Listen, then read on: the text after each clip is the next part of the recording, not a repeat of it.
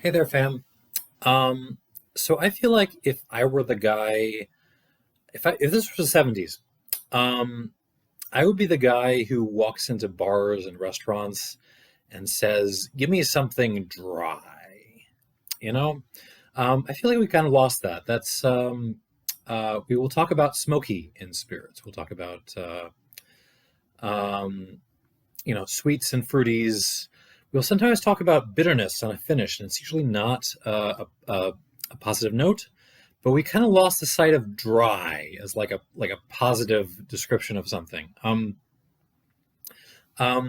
which is a little bit sad. So what I've got here, this is a I don't know if you can see, this is a Terrassi Reserva from Mastro Bernardino, which is a fantastic producer. I'm going to let this guy nap for ideally another decade or so, and even then, I'm pretty sure when I finally put some in my mouth, it will immediately rip all the moisture out of me and turn them inside of my mouth into like the Nevada mountains or something.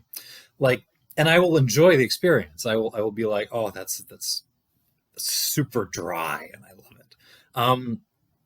So that's kind of like you know trying to bring that back to spirits a little bit. That note dryness. Um, as like something we should look for. So what I've done here is I'm doing a sort of cross spirit comparison between four things I think might do that work of sort of ripping all the moisture out of my mouth. So I got a bourbon, old bourbon. I've got this is the Russell's Reserve from Wild Turkey. More on this in a minute.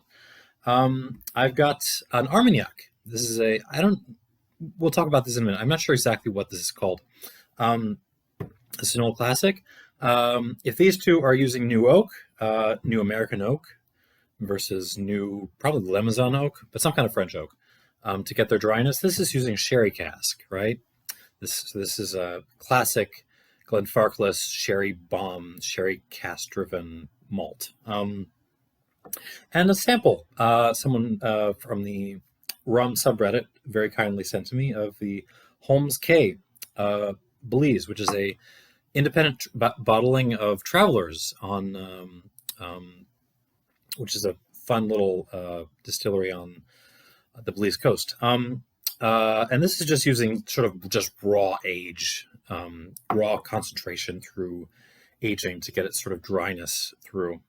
So we're going to try these. I'm going to sort of rank them, rate them according to just normal quality stuff, but I also want to sort of rate them according to how dry are these things. So we'll start with the Russell's Reserve. I picked this one because I wanted to use an old bourbon, because old bourbons can get very, very drying. And I picked this one because it's not only because it's one of the few that still has an age statement on it. Age statements have been dropping like flies from American spirits for, I don't know, 5 years or so. And also, I picked this one out of my cabinet. I probably had it for like 3 or 4 years because it's a Wild Turkey product, and I probably haven't had a Wild Turkey product for a couple of years now, and my palate is very upset at me for that. So let's start with this tasting notes or nose.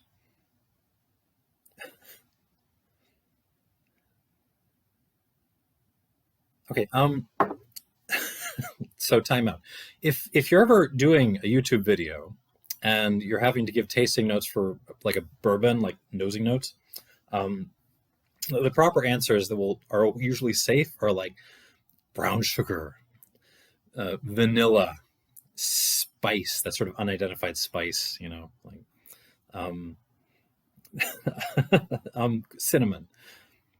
This has like none of that. This is really green, actually. This is extremely like just sort of veget. It smells like someone just shredded a pine tree, and like I'm standing in front of it, smelling it. Maybe like I'm like cooking asparagus and Brussels sprouts and some artichokes over the shredded tree. Maybe some yellow peppers in there too. This is really green. I mean, I'm kind of loving it. This is just pine needles, like old leaves, pine cones. Um, yeah, it's not really herbal. It's more just kind of vegetal leafy. I think some people would tend to call this grassy. This is not. No, it's just kind of green. I feel like I'm smelling the Jolly Green Giants, like old laundry. There's like a little bit of like a like a fermenting creamed corn thing. Like your creamed corn is getting a little sour on you. And maybe like a burned s'more, like you were toasting your marshmallow and like it caught on fire and you were like the hell with it and you threw the graham cracker and the chocolate in the fire with it. There's a little bit of that. There's a little like like burned s'more. Fig Newtons maybe, some like pencil shavings. Like, maybe like, so I'm just getting over a cold, so maybe like tea with some lemon in it, like cold treatment tea, and green peanuts. Weirdly enough, so if you ever like buy peanuts before they've been roasted, complete with shells, that's kind of a little bit what this smells like. Very green. I'm kind of into this. It's I'm not sure how much other bourbon nerds would be into this, but this is I'm not the guy who loves Loire Valley red wine, so this is right up what I like.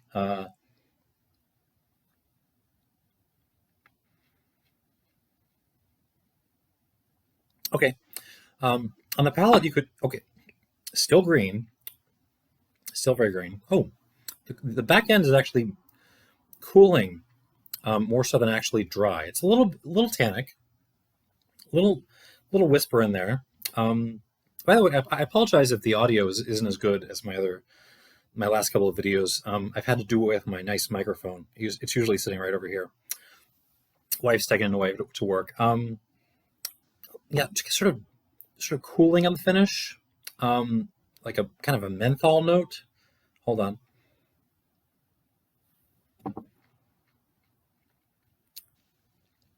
Yeah, green, but actually identifiable as a bourbon now. Menthol, a little wood tannin. Some people like just aniseed, but like toasted. Like if you toasted your aniseeds and then threw some in your mouth. Um, like the leaves and pine needle thing again. Just kind of stuff you're picking off the florist floor. Um,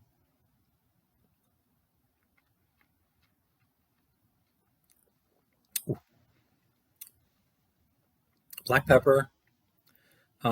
Pencil shavings again. There's a little bit of something about this reminds me of Petit Verdot, which is a Bordeaux grape. It's one of the nerdy ones. But it often has a sort of very tannic nature and a kind of a pencil shaving note. And so this is kind of um, putting me in that mindset. There's also like a black bread note. If you ever okay, so if you go to Lithuania, you have like the regular commercial black bread, most of the Baltic states. Um, but then you get the stuff which is like meant to last like 6 months, which is just you have to cut that stuff with a lightsaber. That's kind of what I'm getting on the palate here, like really intense rye sourdough that's just like built to last through the winter.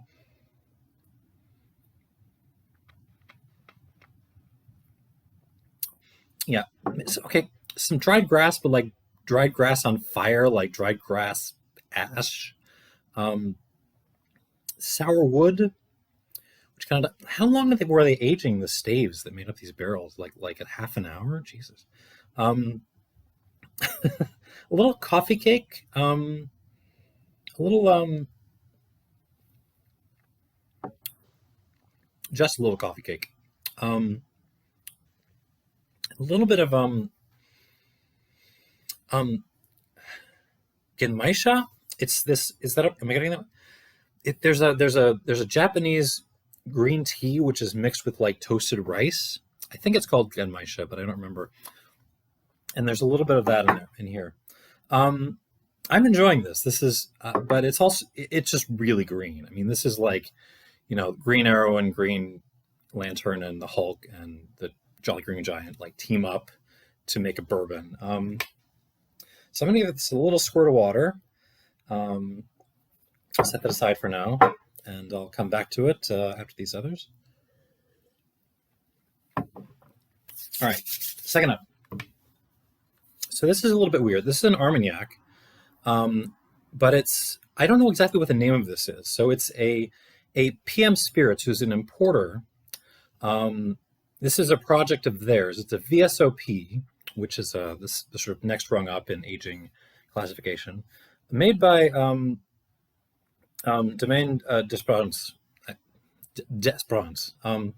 whatever.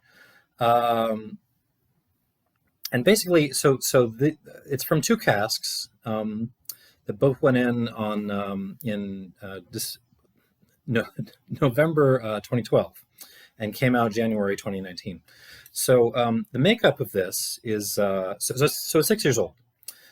So it's basically 4/5 Baco, which is one of the grapes they use in Armagnac. It's one of the sort of, it used to be the most prominent one, and then they started pulling it up over the last couple of decades. And Folle Blanche, which is the old school Armagnac grape. And they got a glass stopper here, which has been fighting me ever since I opened this thing. And the plastic thing has come off. Oh well. These glass stoppers seem like such a great idea, and I just always have problems with them. They're always like pinching my fingers or something like that. So it's a 6-year-old Armagnac. This has been bottled at 50.8%. So this is a little bit weird. You do get a lot of cask strength Armagnacs out there, but it's usually the older stuff. It's usually the stuff that's costing $80, $100 or so.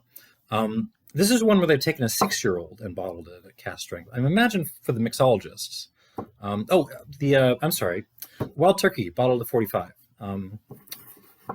So we're progressing in strength as we progress also in cost, as long as I'm at it. So I think I can safely call this the PM Spirits VSOP, but I don't really know. So here we go. Yeah. Armagnac, young, aggressive, fresh Armagnac. French oak for days, like prunes, raisins, just black pepper, dried cherries, like not active camp, like campfire ash that's been there for a couple of days. A little pear, actually, like an Anjou pear. And then the spices roll in, the black pepper is very obvious, but you're also getting Christmas spice like cinnamon, clove, cardamom, a little nutmeg, and as long as I'm using this stuff all the time, Steen's cane syrup is a tasty note in this. Dr. Pepper also. No, Mr. Pibb. There's a little hint of like freshly mown grass, but not too much. It's nice. It smells like a great young Armagnac. Not great, like good. Mm-mm.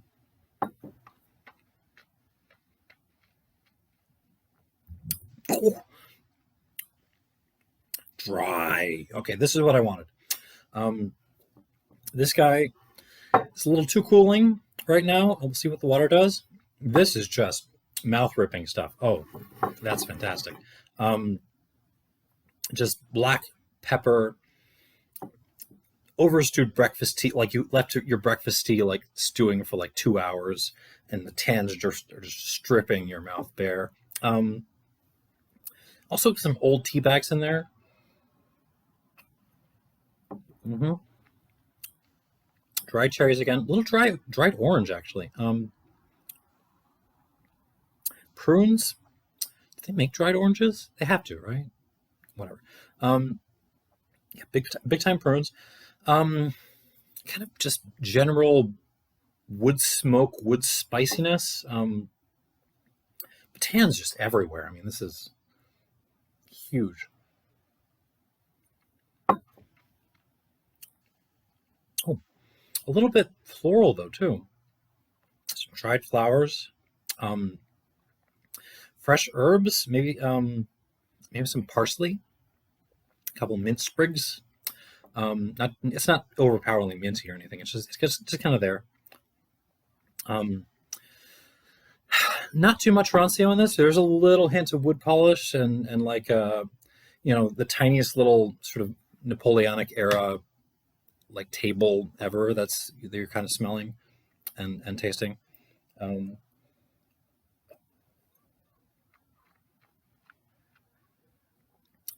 oh yeah, this is like if I had a dress shirt, I'd be popping it open to like the third button right now. Yeah, this is what I wanted. Dry. Okay, so that's our Armagnac. Okay, come back to it in a little bit. Uh, Now we are stepping up in price. This one's about 35. This one's about 60. This is 80 now, which is actually a bargain considering where everything else has gone. Um, and this little Belize independent bottling is, I think, around 100, 120, depending on where you're looking. Um, so onto the Glenfarclas. This is an absolute benchmark um, among single malts. As so far as I'm aware, Glenfarclas was the first to bottle a cask strength. Basically, so far as I remember, it was also single barrel single malt whiskey, which was this.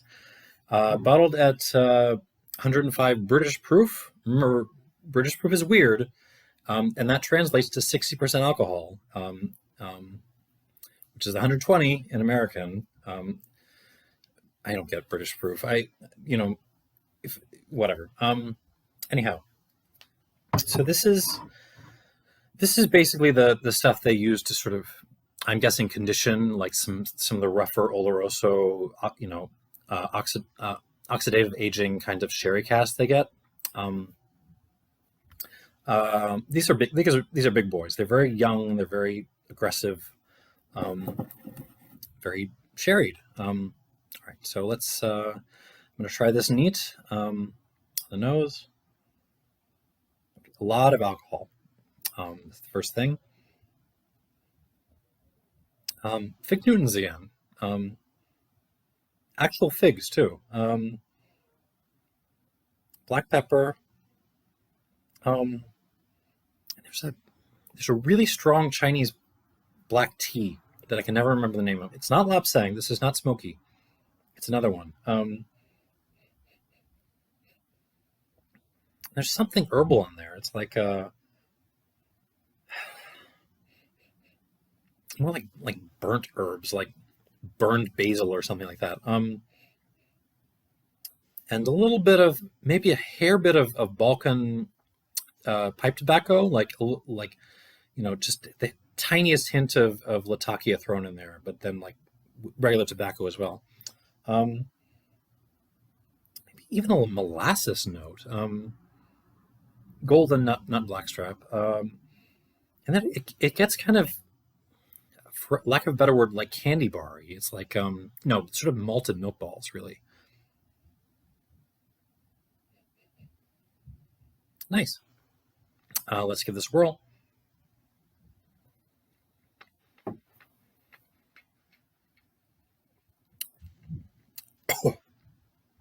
Yes, it's really dry.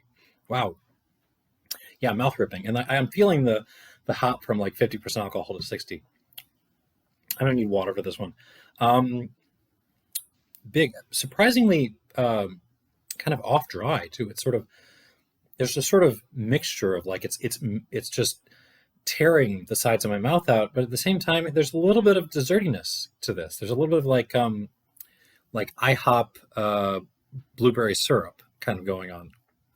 Yeah, wood spice, tannins, lots of tannins. Uh, Bitters, not just like wood bitters. Dried cherries, figs again, not really prunes.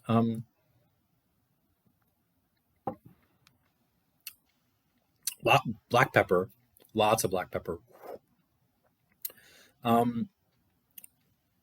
Huge tea notes. Kind of a cough syrup thing, like Robitussin. A little bit drying on the back end too. A little bit mentholy, like the Russell's Reserve. And it feels like there's a lot going on. It's just the alcohol is getting in the way a little bit. So I'm excited to see what this does when I add some water to it.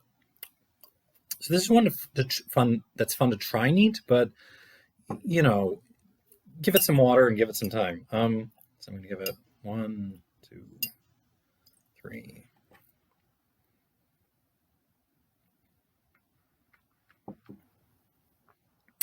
Oh, one more. 1.5. Okay. So that's that. Okay. And my last entry. So this is, as I said, from the Traveler's Distillery in Belize. This is a 15-year-old from 2005. This was, again, very nicely donated to me. So Traveler's Distillery is basically kind of it's just kind of a regular old Cuban Spanish style distillery. It's all sort of industrial column stills and that kind of thing. Everything distilled, up the wazoo, and then sort of barrel aged forever. Now, the thing about this is it's 15 years old in tropical aging. And imagine the cask was reasonably fresh. So basically what's happened here is you've had a kind of a boring spirit, but it's just been completely, swamped and crushed by like fresh cask, or not, semi-fresh cask. So we'll see if that will have a drying effect on my mouth. On the nose. Oh, and 61% alcohol. Very woody. I mean, this just smells like if you open your granddad's cigar box after he hasn't touched it for like 10 years. You're getting kind of that cigars and wood smell. But then you sort of pour some maple syrup all over it. Maybe there's you throw some old pipes in that mixture as well. It smells very woody and very old, but also very sweet. It's not going to be that sweet because I've been tricked enough times by things that smell like this. Some prunes coming through. No, more like prune juice actually. Let's go prune juice more so than actual prunes. Golden molasses, a little dusty, a little kind of like an old book with old leather cover kind of thing going through. White pepper more so than dark pepper. Something about this reminds me of like George Stagg for some reason. It's got the kind of same sort of dusty sweetness, from just overwhelming oakiness coming through.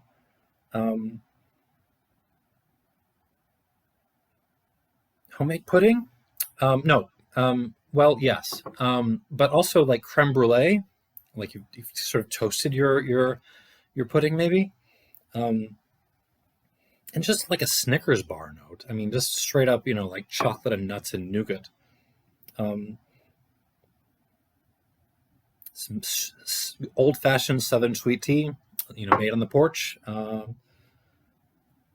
Maybe some like Coke, but vanilla Coke. It smells like it got the oak had oak just beat the hell out of it for 15 years. Let's give this a shot.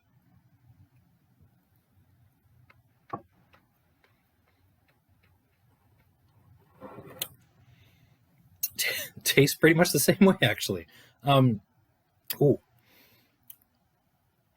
big, woody, kind of sweet and sort of maple syrupy again, kind of turning bitter on the back end. This is drying, but it's actually just more kind of wood bittery. Hang on.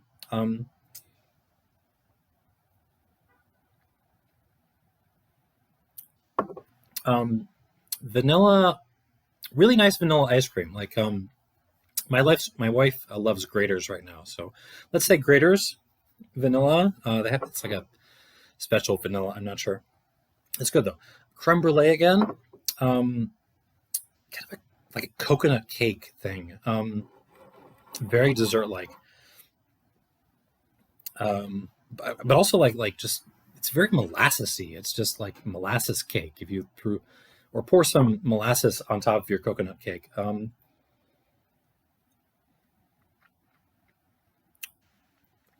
White pepper again, straight up Lipton's tea, soy sauce, amazingly. No, wait. Almost like teriyaki here.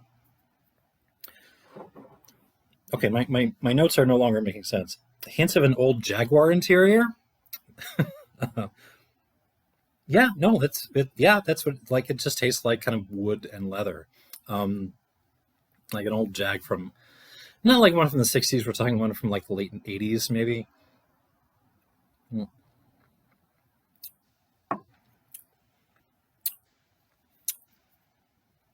the texture is fudge, so this not chocolate fudge, like just the sugar and butter. Maybe some chocolate covered cherries in there too. It's fun, but it's not, and it is drying, but it's not like it's more just kind of a little bit bitter actually than sort of cleanly drying my mouth out. But there's a delicious factor here, and I have a feeling like this would hit a lot of palates like dead on. Like this would be like if I posed like a cigar over this and put and took a picture of it, like it would get like zillions of likes on the rum subreddit. So I'm gonna give this some water. Let's see what that does.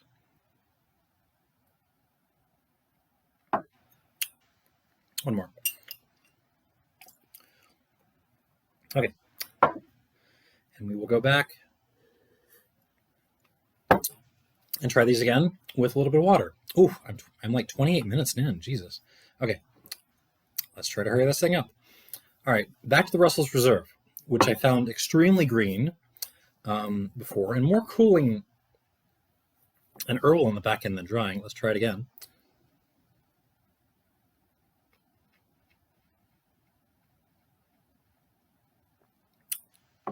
Oh, that's more like it. Yeah, this seems to like water a lot. Oh, I haven't given you like nosing notes for this yet. Okay, here we go. So it actually smells like a bourbon now, which is, I mean, that's okay. I'm into that. I like the green thing, but I like bourbon too. So you're getting a little more. It's more dusty. You're getting sort of more overt, sort of toasted corn notes. Some dried cherry, or actually more like cherry skins. The sour wood thing is still there, but there's like barrel spice. Not really vanilla. It just smells like fresh oak. And I'm enjoying that. So let's try it on the palate again. So I said it was more drying this time around.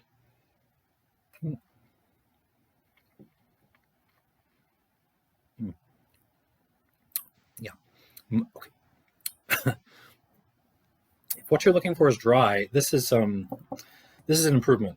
Yeah, again, much more bourbon-like, much spicier, much drier. The tannins come out to play. Kind of a little bit of again overstewed sweet tea, and but it's still got that sort of pencil shavings petite Verdot kind of thing going on, which I'm enjoying though.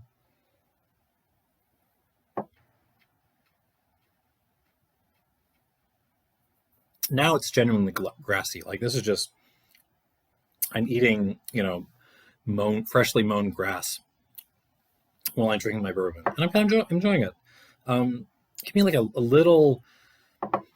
There's a coconut note, but it's like, if you like toasted some coconut shell on the inside, the whatever's left after you pull the coconut out.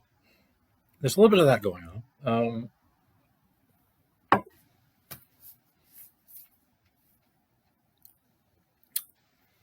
Yeah, dry. Not as dry as the Armagnac was, but we'll see that with water in a second. But very dry, very enjoyable. It's not super complicated for what it is. I mean, there's some nice things going on, but and I do enjoy the greenness of this, and especially when you add water, I think this would be much more friendly for traditional bourbon drinkers. I like this. I'm not going to go sort of crazy. Let's give this an 84. Well, no, 84. This, it's a clean 84. Yeah, and it's pretty darn dry. Let's move on. Take a.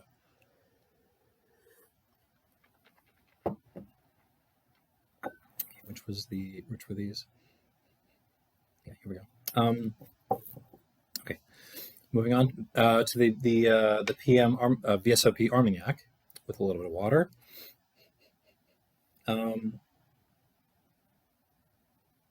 It kind of closes off a little bit. A little more dried fruit coming out now. It's a little bit metallic, actually. Like a little bit of like aluminum foil and rust coming through. So I think that. Okay, let's talk about Armagnac for a second. So most spirits I'm aware of, so long as they're well made, at least. Most well-made spirits, you add a little bit of water to them, and they tend to like open up on you. They tend to develop and get more complex.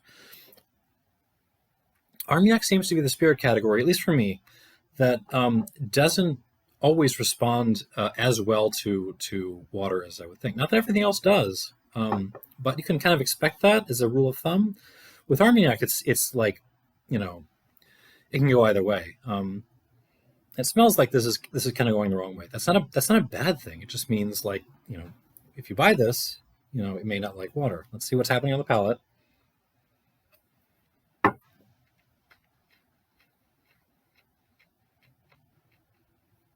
Yeah, instead of sort of blossoming, it gets actually a little bit thinner.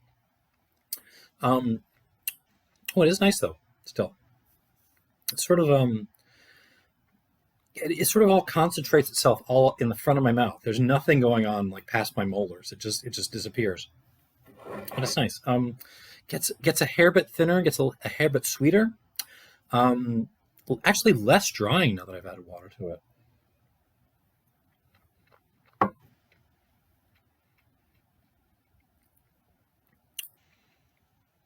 The pepper does come out more, though. Yeah. I mean, okay. So this is good. I like this. Let's call, but don't add water to it. It doesn't seem to like it very much. Let's go 84 plus. So I like it more than this, but not a huge amount more. But I feel like give this another couple of years in the barrel, and it'll be kicking ass. But again, doesn't seem to like water very much. Moving on.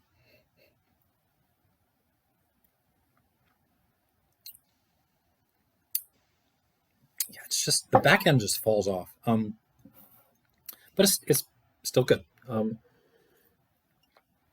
84 plus. On to the Glenfarclas, which is this one. Oh, it's much more candy-like, actually.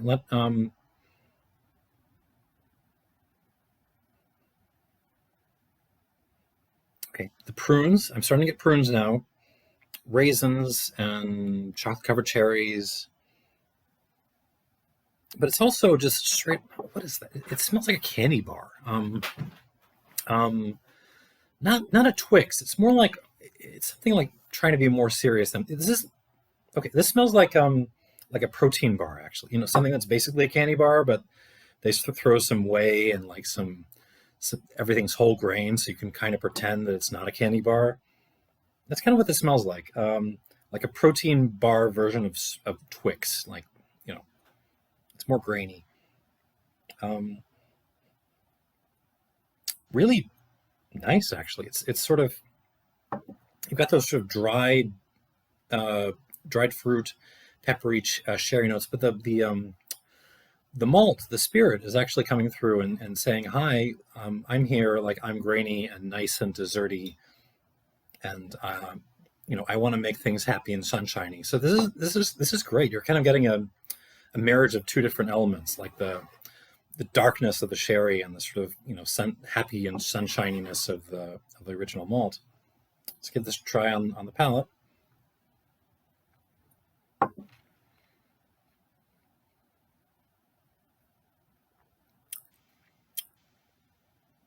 Cool. Oh, Jesus. This just demolished my mouth with black pepper, but it's also very desserty at the same time.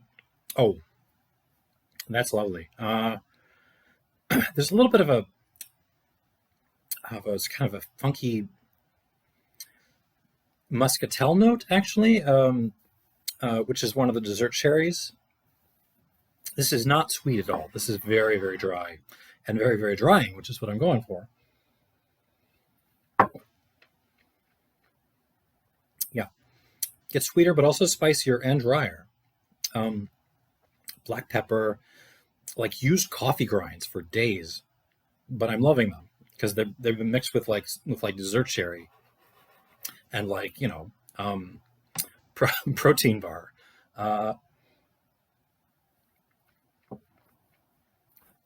I'm drinking this stuff, Jesus. Wow. You can tell this is young. It's all primary and secondary qualities. There's no, tertiary characteristics showing up here at all. But it's just really delicious and sort of drying at the same time. Okay. Yeah, let's give this like an 87. Let's not go crazy. But yeah. Eat 87.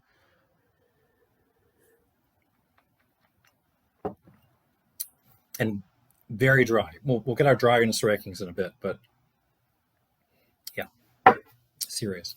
Okay, and lastly is the Travelers, the Holmes K Belize.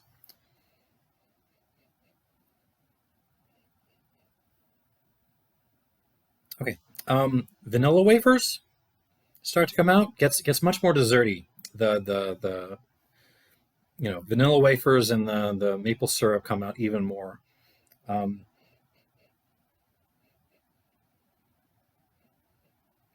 Way more, a little more peppery too. Not way more, but like a little bit more. Um, Straight up teriyaki sauce, like sake and soy and sugar. A little cafe mocha, like you know, hot chocolate with coffee. A little peanut butter, like sort of nice artisanal peanut butter, where chunky, not smooth, of course, and like a pat siu note, like the little flat rice noodles with you can get in Thai restaurants. It's really obvious, actually. Yeah, it just smells like a Thai noodle place, and it's fun. I'm enjoying this. On the palate,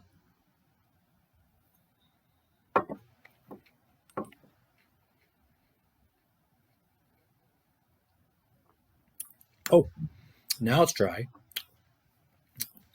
Thank you. Oh, yeah, very desserty too. But also just like when you add water, it just gets super dry on you.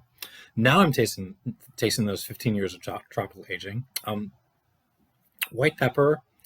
Like, can you overstew rooibos? If you could overstew rooibos and get like rooibos tannins. That's kind of what this is doing now. The that bitterness which I was finding a little unpleasant before is sort of mutated into a really nice sort of tea tannin kind of note, which I'm enjoying much more. A kind of a,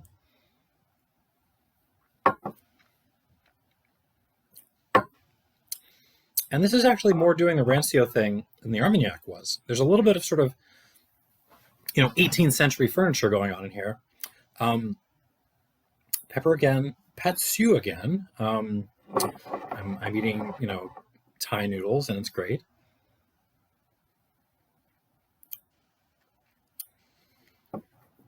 And straight up, like, if you could like vat some maple syrup together with like some oak juice, maybe this is kind of what you're kind of getting that.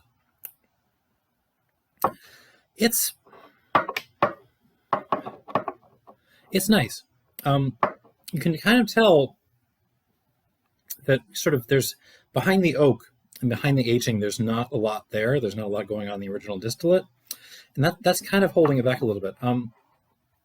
This is, so the as most of you, I'm sure, probably already know, like, things, as you age things, as things get older, they sort of converge into this single, like unitary, monolithic, woody style. And when you're starting with some really interesting distillate,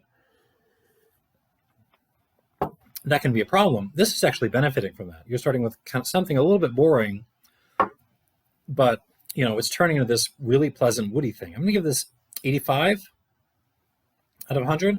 It's a little narrow in its scope. It's a little, not one note, but like five. It's got like 5 notes. I'm enjoying it, but the winner here is the Glenfarclas. And I kind of hate that because it is like, the classic. But there it is. Glenfarclas wins. As far as like, so what were the scores? Like 84, right? 84 plus, 85, and 87.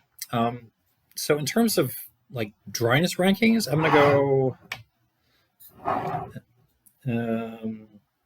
let's go like this. This, if you give this a little bit of water, this is very dry, and I enjoy that very much. It's just in this field, it's a little bit outclassed. You give this another 5 years, and it would be as mouth gripping as the rest. But for right now, it's taking last. The Holmes K, the Travelers, likes water. Give this a little bit of water, and it will do an excellent job of being both very syrupy and very desserty, but extremely drying at the same time, which I'm enjoying. This Armagnac, interesting. This seemed to be more drying and to work better without water. So that's sort of the caveat. You can try adding water to this, but at least for me, it isn't working very well. So, left neat, this is a terrific, digestive kind of thing. You break it out with the boys after dinner, and in your tweed jackets, and you rip your mouth to pieces, and it's great. But this, I was expecting this to win, like actually coming into this, but this one just overperformed for what it was. It's very, like, it's a delicate balancing act between the niceness of the malt, that sort of drying character of the sherry, but the effect is something that's both very, very, very, very drying, especially when you add water, but at the same time, just pleasant. It's sort of balanced enough that it keeps itself together. So this is the winner. Unfortunately, Single Malt Scotch wins the comparison. Sorry, I was hoping to give you a more unconventional result, but there it is. So go out and drink some dry spirits, and you can leave your comment below on how much you enjoy having your mouth destroyed by these things. Thank you very much, and thanks for watching all the way through these 45 minutes, and I'll see you soon. Cheers.